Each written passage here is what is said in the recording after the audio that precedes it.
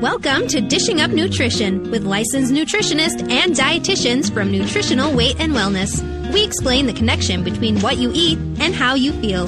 Stay tuned for practical, real-life solutions for healthier living through real food nutrition. Slow down, you move too fast. You got to make the morning last. Well, welcome to Dishing Up Nutrition. We have an amazing show planned for you this morning. Now, I'm Darlene Kvist. I'm a long-time nutritionist, around 40 years. So I've had a lot of experience helping clients with their nutritional needs and actually their health concerns. Mm-hmm. You know, and today I'm really very pleased to bring you really cutting-edge nutritional information about how the ketogenic diet has helped people who are experiencing Alzheimer's disease. Think about that. Ketogenic diet helping people with Alzheimer's. Yeah. Helping people with Parkinson's disease, people with diabetes, people with cancer, children and adults with autism or epilepsy. Mm-hmm. And of course, you know it, people who want to lose weight. We get a lot of questions about that. We certainly do. Everyone's looking for that magical answer. Yeah. And today we're really honored to have Dr. Mary Newport, the author of the Complete Book of Ketones. She's joining us from Florida by phone. And, you know, Leah, you and I have known Mary for a long time. Yeah. We've spent time with her at different conferences, and I feel like she's an old friend to her. Yeah. You know, and she's really a wonderful person. She is. So that voice you just heard was Leah Wetzel. She's a licensed nutritionist. She's a certified nutrition specialist. She's on the board of nutrition. What board is it? The Nutrition and Dietetics for the state of Minnesota. Yes. Yeah. Yes. All that. Busy. Just busy. Well, it's great to be here today with you, Dar. Oh, thank you, Leah. Yes. You helped me get up the stairs. Right? No, it's a journey in this building. You know, I want to welcome Dr. Mary Newport, the author of the Complete Book of Ketones, to Dishing Up Nutrition. Good morning, Dr. Mary. Good morning, Dar and Leah. Great to hear your voice. Yes. You got a strong voice going this morning. We are so delighted to have you on this show, and we have many questions for you throughout the hour. You know, Dr. Mary, it's one thing to research and write a book. I don't know how you do it. I can't imagine. You know, and you wrote, well, this is actually your third book on Alzheimer's. But you have actually lived the story of Alzheimer's when your husband, Steve, developed early onset Alzheimer's. And what we really want you to do this morning, because you do it the best, is share your story about you helping Steve function as well as he could for as many years as possible. And then also share a little bit about your personal medical training, because I think that would shock people. How you got from Alzheimer's, from babies to Alzheimer's. Right. Yeah, so I'm a neonatologist. That's a physician that takes care of sick and premature newborns. Wow. And I practiced in newborn intensive care units in Florida for 30 years, and I had the opportunity to actually start 2 newborn intensive care units in communities that needed them, which was very gratifying. And my husband, Steve, was an accountant, and that worked out like perfectly for our family because he volunteered to work from home, and he was able to work for my practice from home and take care of our children. And so we decided, yes, we are going to have children when that happened because, you know, as a neonatologist, you get called out day and night, yes, to the hospital on a moment's notice. And he was there, you know, with our children. And, you know, that was just amazing. So I owe so much to Steve, you know, because of that. He made it possible for me to be a mother and a doctor. Mm-hmm. That's great. And then you took that, and then Steve started getting sick, right? Right. And right. He was, how old was he? Yeah, he was only 51 when he started having obvious symptoms, and he told me that he felt like it was like several years at least or before that, when he started to notice that he wasn't functioning as well with his memory and with his accounting work. He used to say, if I worked for anybody else, I would have been fired. But as long as he had a good pot roast in the oven, it was okay. He was a good cook, let me tell you. He was. And he was an active guy. I mean, he would kayak 1.5 miles off the the Florida coast to these little islands and constantly out working in the yard and, on a computer day and night. And he read novel after novel. I mean, just a very creative, intelligent, and physically active person. So, not somebody you would expect to get Alzheimer's disease if you look at, what they tell us. So he was only 51, and he started making like big payroll mistakes and like procrastinating, not getting taxes done, and just quarterly simple taxes that he should have been able to do in 20 minutes. It would take him days to get it done. And then he started forgetting if he'd been to the bank and the post office and misplacing important mail. And I thought, that's not normal. I was only 2 years younger than him, and it was, I just felt it wasn't normal. And so we got him to a neurologist, and he was diagnosed officially with Alzheimer's at age 54. Okay. And as you can imagine, that is a devastating diagnosis. You think you're going to spend your golden years together, and I really liked him. Yeah. I loved him, and I liked him. We would say that. I love you, and I like you. Yes. Which a lot of married couples can't say. No, that's true. But, it just, when you have a diagnosis of Alzheimer's, they say your average lifespan from diagnosis is about 7 years. And so I thought, geez, we're not even going to, make it much into our 60s. And so anyway, that's kind of where we started out. And this, was in the early 2000s. Yeah. And we met you at the American College of Nutrition Conference. I think it was like 4 years ago.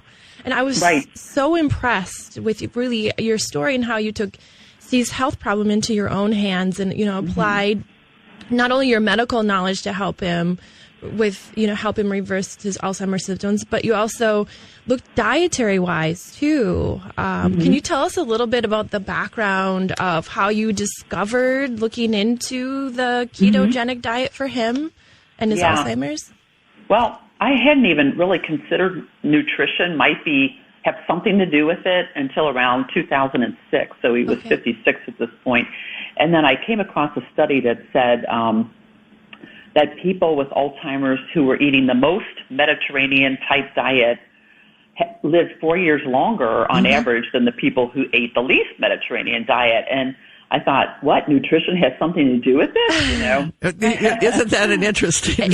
Right. So we completely revamped our diet at that point. We were on what I used to call the convenience food diet. Yeah.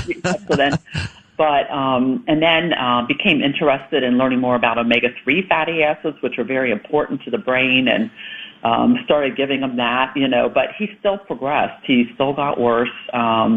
Maybe it slowed it down. We don't know. But then in 2008, there were a couple of clinical trials that came along. They were very few and far between in our area, and there just happened to be two that came along at the same time. And, at that point, the drug companies were all looking for a drug to break up the plaques in the brain and get rid of these plaques that are found in Alzheimer's disease in the brain. And so these two drugs, one was a vaccine and one was an oral medication that were supposed to do this. And so I had them set up to try out, to get into these clinical trials 2 days in a row. And the night before the first clinical,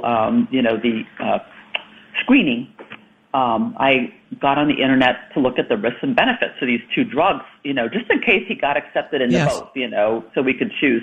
And I came upon a press release for a medical food that ultimately became Axona. It came out about a year after this.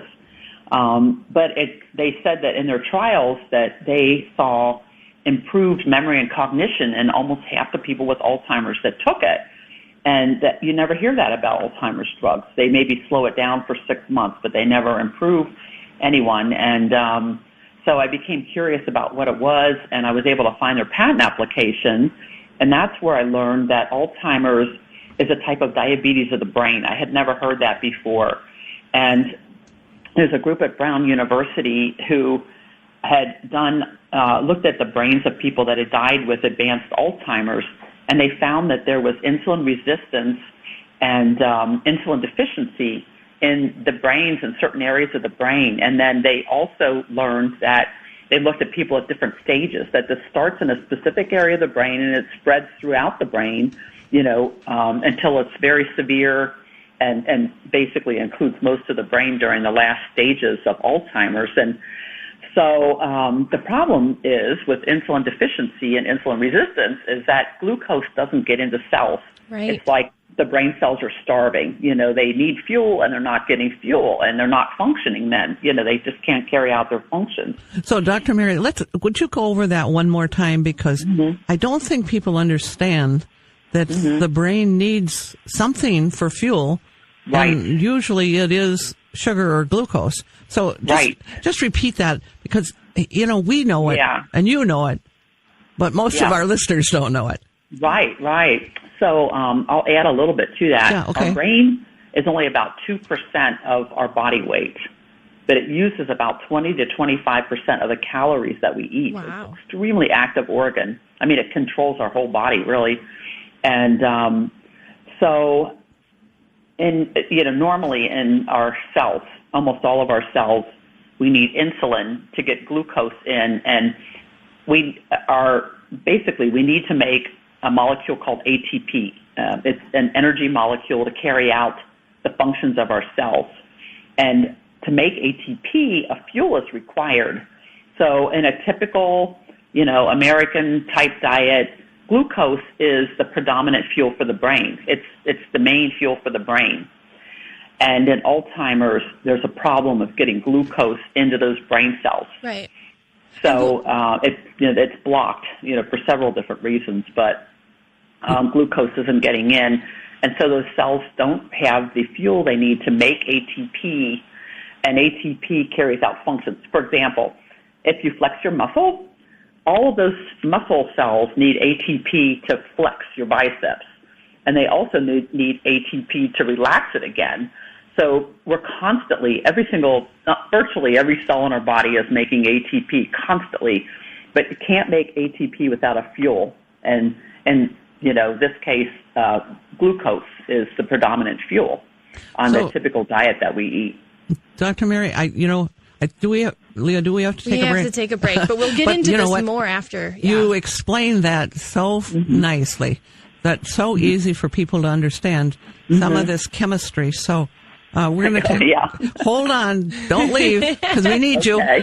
We'll talk more about the ketone effect when we come back. So you are listening to Dishing Up Nutrition, and we are discussing the ketogenic diet with Dr. Mary Newport, the author of the Complete Book of Ketones. We'll be right back.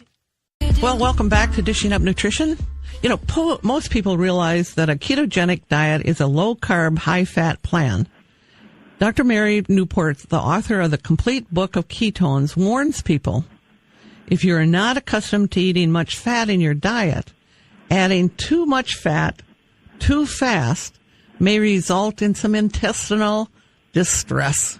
So what would that be? Diarrhea, bloating, gas, possible nausea. So, I think Dr. Mary just explains things so well. She does. And so we were talking before break about, with Alzheimer's disease, the sugar doesn't get into the cells in our brains like it used to. You've classified it really as type 3 diabetes of the brain. And you were explaining how we naturally should be using sugar for energy. But if we can't get the sugar into the cell, Dr. Mary Newport, so what did you find as that alternative fuel for the brain?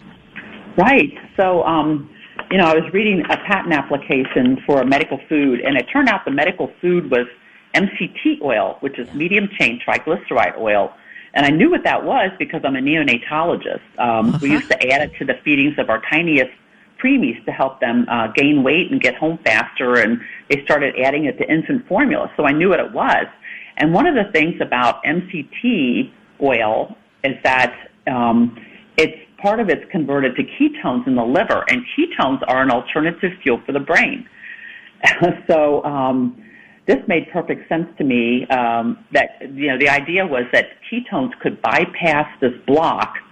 They don't require insulin to get into cells, and they basically feed into the very same biochemical pathway that glucose does to make that very important energy molecule ATP.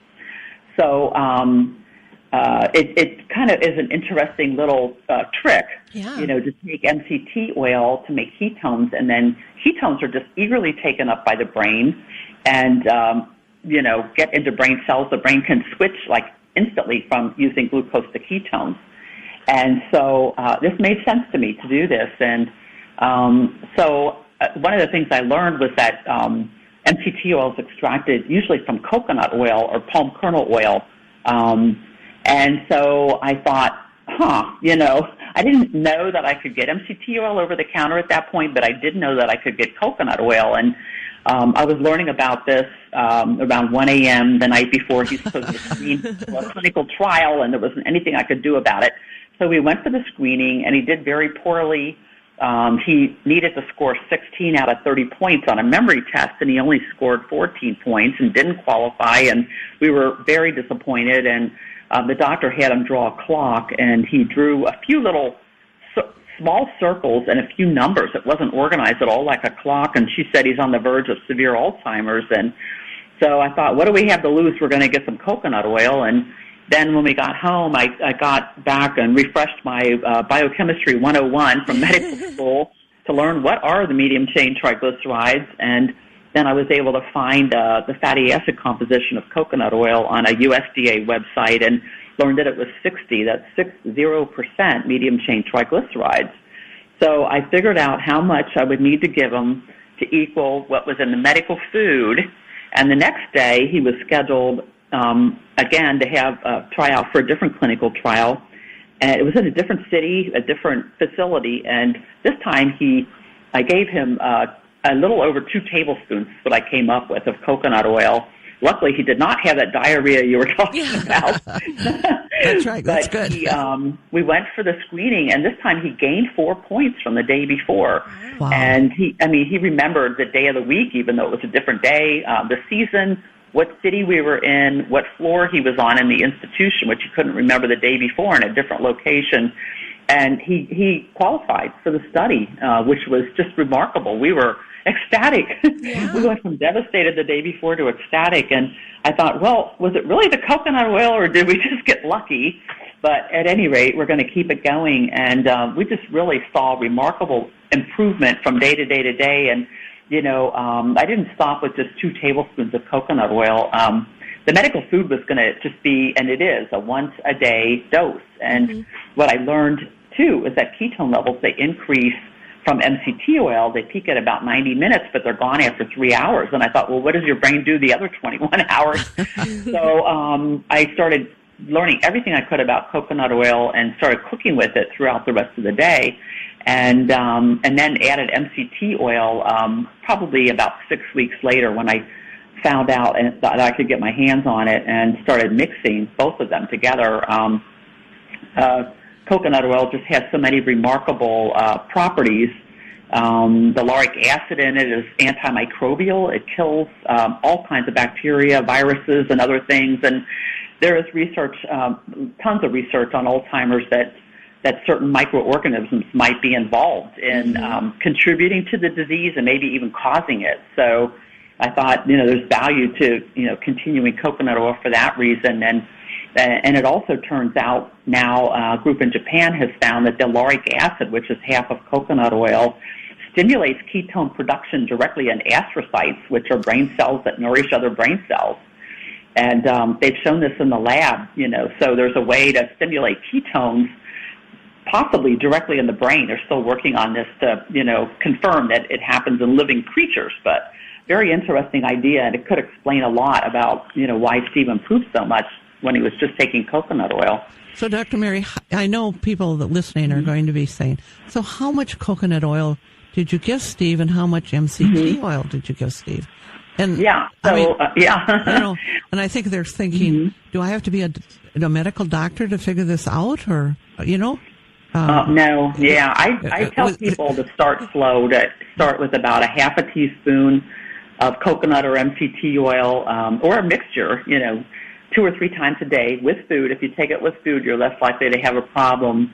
And just to increase it slowly. And, there's some good evidence out there that it might even be able to help prevent or slow down, delay the onset of Alzheimer's and other types of memory impairment.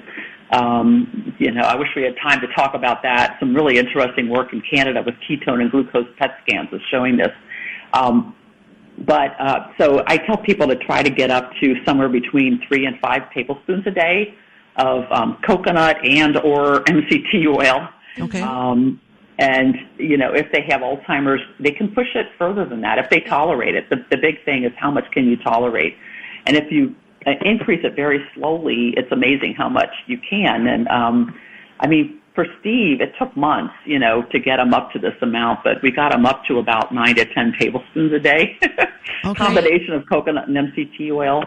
And he did really well with that. And one of the other interesting things, even though we were on a Mediterranean diet, it wasn't a deliberate low-carb diet, but we found that he wasn't eating nearly as much fruit, and he was kind of leaving the pasta and the bread and rice on the side. So, I kind of stopped putting that on his plate, and he was effectively on a ketogenic diet by virtue of how much fat he was getting, plus taking coconut and MCT oil, which are ketogenic, as we say. Yeah. So, increase ketone levels. Dr. Mary, hold that, because when we come back, I think we want to talk about what is a ketogenic diet, and what does that really mean, and but we've got to take another break. Yeah, that was great. Okay.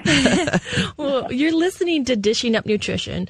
Whether you're just curious about the keto craze or ready to jump in and do a keto diet, the Complete Book of Ketones is a comprehensive guide to all things ketones. I highly recommend that you check out Dr. Mary Newport's book. We'll be right back.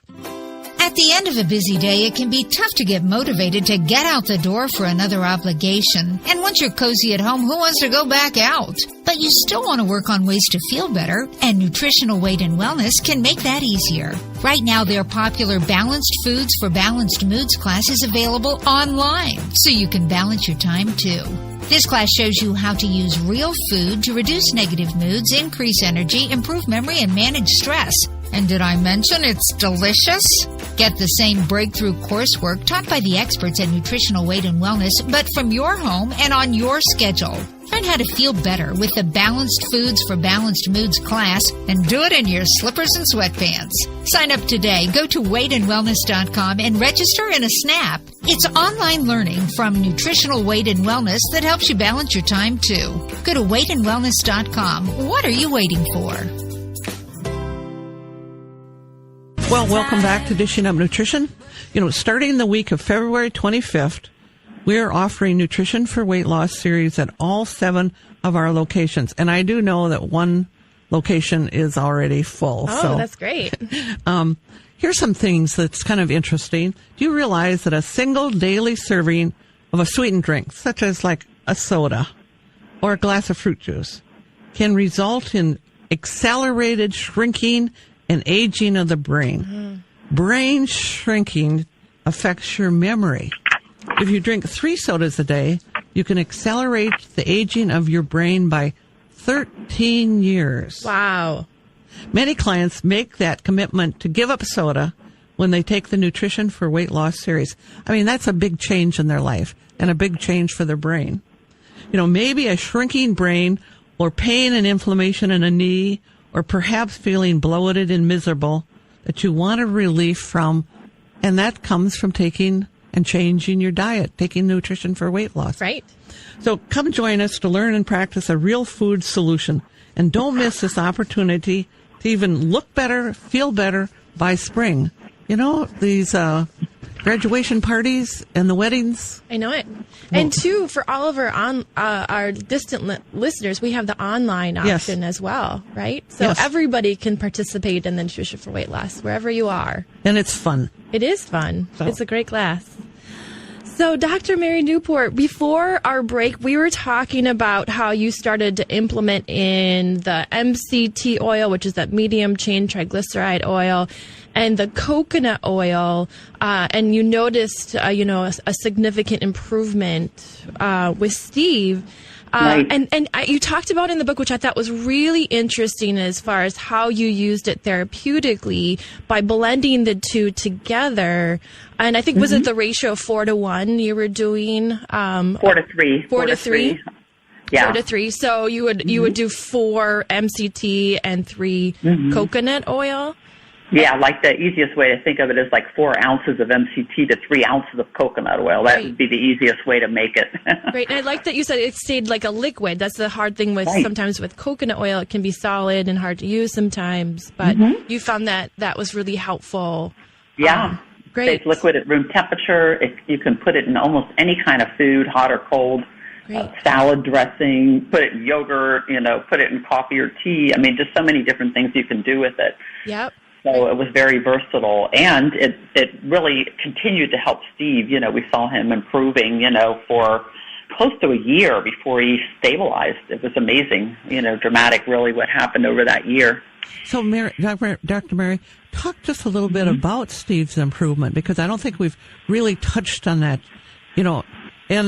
and really that improvement lasted for many years, didn't it? Right, it did. Yeah, I believe it gave him an extra 3.5 to 4 years that were better than the year before we started, doing this. That's remarkable. So it did add years of better quality life, I would say, for Steve and our family. Yeah, for sure. So, you also talked about using a ketogenic type diet. Talk a little bit more about what does that really mean? Because, that's thrown out for a lot of reasons right now. Right. A lot of people are, they say, I'm going keto, and basically they're doing a low-carb diet, but the other really important factor is that it's a high-fat diet. It's higher in fat than what we've been told to do for many, many years. We've been told we should eat a low-fat diet, and, typically to get into ketosis or ketogenic diet, you need to get your carbohydrates down somewhere to 50 grams a day or less. For people that are type 2 diabetic, you might need to get down to 20 or 25 grams a day or less, but also need to push the amount of fat up, that we're eating. So somewhere around 50% of our calories is fat, and then going up from there. So back, the ketogenic diet was named almost 100 years ago in 1921. Fasting was used to help treat epilepsy. People that had constant seizures and weren't responding to medication. Well, and there were no medications, back in the Bible and Hippocrates' time, but they actually used fasting to help stop seizures. And in 1921, it was discovered that if you ate a very high-fat diet, and I'm talking about 90% fat, and extremely low carbohydrate, so probably 5% or less of the calories is carbohydrate, that it would stop seizures successfully in many people, mainly children, who had, epilepsy. And some of these children would have 100 seizures a day. Yeah. And within 3 or 4 days of starting this diet, they would stop having seizures. And as long as they stayed on the diet, it would control seizures. And it's about a quarter of people will completely eliminate their seizures if they go on this type of diet, and another 50% will have a big reduction, like somewhere between 50 and 90% of their seizures, fewer seizures, if they stay on a very strict ketogenic diet. So for many years, the ketogenic diet, which is now called the classic ketogenic diet, was 90% fat and about 5% carbohydrate, and just enough protein to allow a child to grow or for an adult to maintain their lean body mass. But then more recently, modifications have come, along, a low glycemic index diet. There's a modified Atkins diet, and Atkins is probably the most well-known modern-day version of the ketogenic diet, but it's not as strict as the one that was used for epilepsy. Basically, there's kind of a wide spectrum. It's really a spectrum of how deeply into ketosis you want to get with the ketogenic diet. So, for example, you could reduce your carbohydrate, maybe to 50 or 60 grams a day, and add coconut and MCT oil, which can help support, because they're naturally ketogenic, they have these medium-chain triglycerides, they will naturally increase your ketone level, and it, basically will help sustain a low level of what we call nutritional ketosis. The very strictest form of the ketogenic diet, your ketone levels could get 10 times higher than what you could get by doing this, lighter form or milder form of the diet that I was just talking about. So, you can fall somewhere in between by further reducing your carbohydrate and increasing the percentage of fat in the diet. So, different people are using this for different reasons and this type of a diet. And so, I in my book, I talk about that. And, where you want to fall on this spectrum depends on what your goals are. And that will really help determine, what your diet's going to look like. Dr. Mary, we seem like we are working more and more with people that have chronic health conditions, right, all the time. And that's why we are really interested in exploring it even deeper. I remember 40, 50 years ago about the ketogenic diet, use it for epilepsy, and I was fascinated at that time about it. Right. But, I think, talk a little bit, because there's so many people now that have Parkinson's disease. Right. Talk a little bit, because you've had experience with that too, Right. So talk just a little bit more about how that helps with Parkinson's or any other chronic health condition, brain health condition that, okay, I'll be quiet. You talk. So many of these conditions, like Parkinson's, it's a different area of the brain than Alzheimer's that's affected, but there's decreased glucose uptake in the part of the brain in Parkinson's where neurons produce a very important neurotransmitter called dopamine. So, people with Parkinson's are not making enough dopamine, and then they develop these tremors and stiffness. Sometimes they, when they get more advanced, they have trouble swallowing and even talking. They talk in a whisper, and they'll freeze. Their body will freeze because they become very stiff. And so it's another just terrible disease, and about 30% of them will go on to develop dementia, of the Alzheimer's type of dementia, too. So, again, it's a problem of glucose getting into these cells and ketones being able to bypass. That's actually been shown in this group in Canada that's doing the ketone and glucose PET scanning, is that in the Alzheimer's brain, ketones are taken up normally in those same areas that can't use glucose. They've actually been able to show this now. Very interesting. So it makes sense for Parkinson's, and then other diseases like multiple sclerosis, ALS, which is Lou Gehrig's disease, children with autism, people with bipolar disorder, schizophrenia, PTSD. There are areas of the brain that don't take up glucose normally. It's fascinating. So, ketones could potentially, help, with symptoms and help, get fuel to these cells so that they can function normally. It's then there's the whole area of diabetes, diabetes type 2. A massive number of people in this country have diabetes and prediabetes. If you're 75, there's about a 3 out of 4 chance that you'll either have diabetes or prediabetes. So, basically, it's the brain and other organs in the body that aren't getting enough glucose into the cells, and people develop very serious complications from diabetes. I do home visits now with people with chronic conditions, and almost all of them have diabetes as probably the underlying reason why they have kidney problems and heart problems, and developing dementia and that type of thing. So there's a really interesting group. Dr. Eric Westman. He's one of the co-authors of A New Atkins for a New You. He has a very simple ketogenic type of diet that he uses with type 2 diabetics. And he's had 4,000 patients now over about 12 or 13 years. And they go into remission with their diabetes very quickly. I mean, in a matter of 2 or 3 days, they're already having to decrease their insulin and oral medications, and many of them are completely able to get off of these within a matter of weeks by adhering to a ketogenic diet. And he starts them with a diet that's about 20 to 25 grams of carbohydrate a day and quite a bit higher fat, healthy fat. The fat's somewhat limited because people can, eat. It's still possible to eat too much fat and eat too many calories instead of sugar. But he's had great success with this over the last 12 to 13 years. And if you think about, basically one of the things ketones do when you're in ketosis, it drops your blood sugar. It lowers your blood sugar and it lowers your insulin level.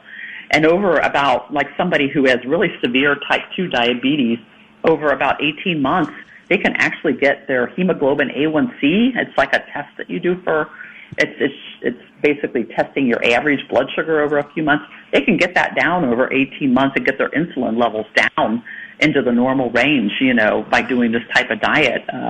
It's really quite remarkable. And in a way, though, not surprising. People tend to eat too much sugar these days, and that probably is behind this epidemic we're seeing of diabetes. Right. So, Dr. Mary, I know we have to take another break, but one of the things that I know listeners are out there saying, 90% fat in your diet? Oh, I'm going to have a heart attack. So when we come back, I want you to... It doesn't have to be that high for most people. Yeah. But, when we come back, I wanted you to kind of address that the saturated fat in coconut oil does not lead to heart disease. And I know you addressed it even in your book. Right. So, yeah. Great. You are listening to Dishing Up Nutrition. If your child struggles with ADHD, I highly encourage you to take the Food Connection to ADHD seminar. The rates of ADHD have climbed steadily since children and adults have been eating the high sugar and processed food diet. Come to this seminar and learn how to follow the Real Food Brain Balancing Plan. The Real Food Connection to ADHD seminar is Saturday, March 16th. Call our office at 651-699-3438 now and make the commitment to learn the food solution to improve your brain health. Next week, please tune in to hear all about hormone balance after 40 with hosts Cara and Marcy. We'll be right back. Welcome back to Dishing Up Nutrition. We appreciate you listening to our show every week. We sponsor and create Dishing Up Nutrition because we really are concerned about the health of people here and around the world. In the U.S., cancer rates are up, and the ketogenic diet has been used with that. And maybe that's one thing we could talk about when Mary comes. Certainly heart disease rates are up, diabetes, ADHD, autism, Alzheimer's, Parkinson's, all these health things are up. Yes. And, why is this happening? Could it be because of what people are eating? I encourage you to learn more, not just to lose weight, but for your overall health. If the number on the scale is the reason you decide to eat better, that's great. Yeah. Start with nutrition for weight loss. Then take some individual classes and the Weight and Wellness series, kind of become part of our weight and wellness community and experience better health. Right. We don't change overnight. That's right. It takes time. It does take time. Before we run out of time, Dr. Mary, I want to, really thank you for coming on today. And your book is amazing. So I want everyone to make sure to go and check out Dr. Mary Newport's new book, The Complete Book of Ketones. And if people want to connect more with you, what are great ways for people? How can people find you? Yeah, I have a website, and there's an email to contact me on the website. But I have a lot of information, written information that people can print out for free, videos to watch about all of these different, this whole thing. Yeah.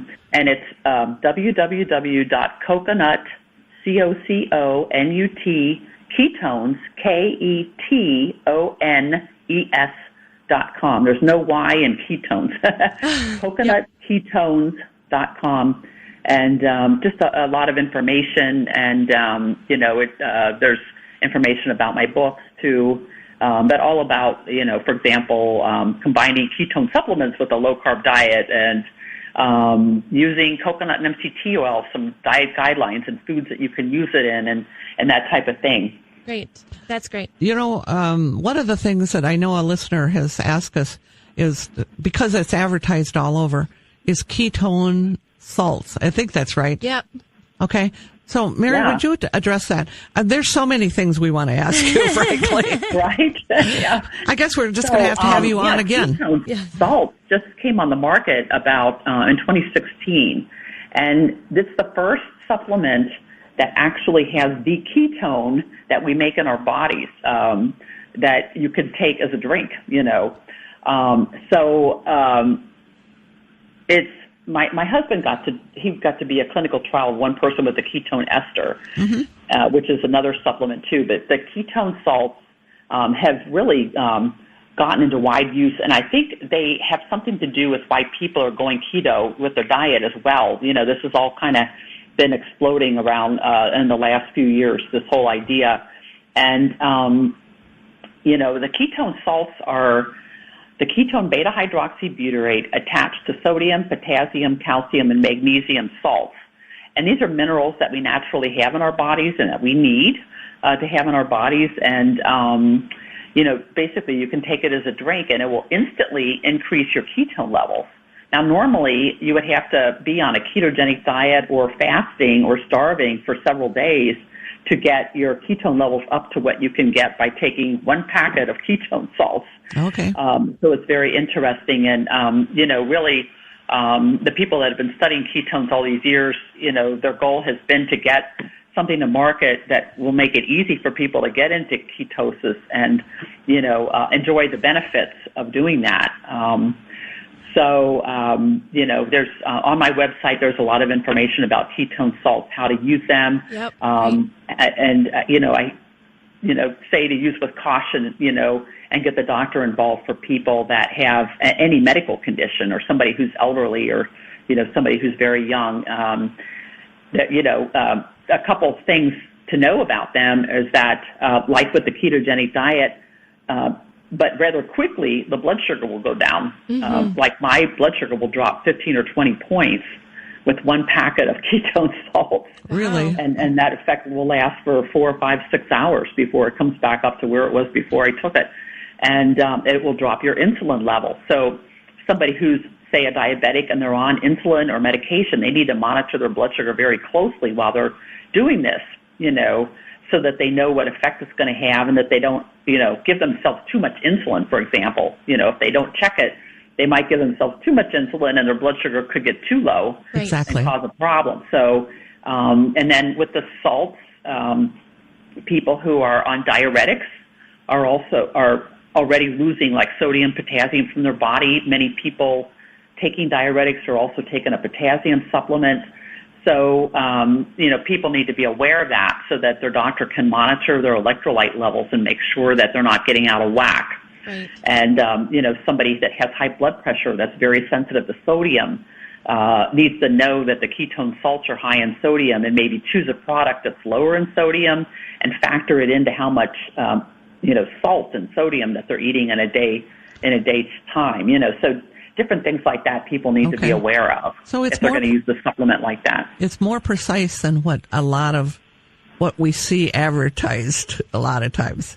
It's right. People have to be much more careful. There's not much about precautions on the packaging that I've, seen. But as an MD and just somebody who has a lot of experience with these ketogenic strategies, I like to caution people, so that they, knowledge is power, as we say. Yep. So, Dr. Mary, we could talk about how the saturated fat, or we have, I don't know how many minutes left. Not much. Yeah. We got to. Okay. What do you want to end with? I guess that would be the question. I'll quickly, saturated fat and the possible use for cancer, I think, are important to talk about. So, coconut oil is high in saturated fat, but 70% of the fats in coconut oil are these medium-chain triglycerides that are either converted to ketones or used immediately as fuel. And these MCTs aren't in other oils and fats, so it's not, coconut oil is much more of these medium chain fats than the longer chain saturated fats that, some American Heart Association, worries about. So it's just not the problem that they're making it out to. It's much more complicated than that. But and they've actually done studies to show that. And that's in your book. Right. It's in my book. As far as cancer goes, there's a lot of research and a lot of anecdotal, reports, popping up. But now some big, human trials going on around the world of using the ketogenic diet for cancer. And basically, cancer cells love sugar. Thanks for listening to Dishing Up Nutrition. If you enjoy this podcast, please share your favorite episodes with a friend or leave a review on iTunes, Stitcher, or iHeartRadio. The content and opinions expressed are those of the hosts or presenters. They are not intended to diagnose, treat, cure, or prevent disease. Product statements have not been evaluated by the FDA.